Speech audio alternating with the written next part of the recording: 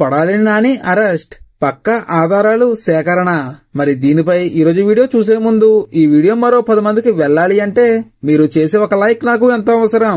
అలాగే ఇటువంటి మరిన్ని ఇంట్రెస్టింగ్ విషయాలు మన ఛానల్లో చాలా వీడియోస్ ఉన్నాయి, మీరు తప్పకుండా వాటిని కూడా చూడండి. ఈ వీడియో నచ్చితే కామెంట్ చేసి సబ్స్క్రైబ్ చేసుకోండి. ఇంకా ఏమాత్రం లేట్ చేయకుండా వీడియోలోకి వెళ్దాం. కొడాలి నాని అరెస్ట్ జరుగుతున్న క్రమంలో ఆయన అనారోగ్యానికి గురయ్యారు. గుండెపోటుతో ఆసుపత్రిలో చేరారు. ఆయనకు స్టంట్లు వేశారు. కొన్ని రోజులు ప్యాడ్స్ తో కనిపించారు.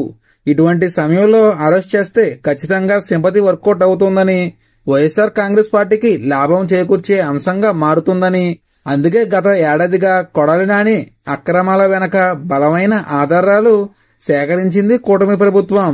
కానీ ఎందుకో కూటమి ప్రభుత్వం ఆశించిన స్థాయిలో కొడాలి నాని విషయంలో ముందుకు వెళ్లలేదు. ముఖ్యంగా సామాజిక వర్గం అడ్డం పడుతుందన్న టాక్ వినిపించింది.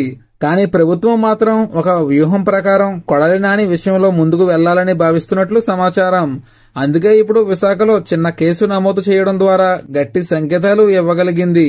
తప్పకుండా కొడాలి నాని అరెస్ట్ ఉంటుందని స్పష్టమవుతోంది. అయితే వల్లభనేని వంశీమోహన్ కు మించి ట్రీట్మెంట్ ఉంటుందని మాత్రం తెలుస్తోంది. చూడాలి మరి ఏం జరుగుతుందో.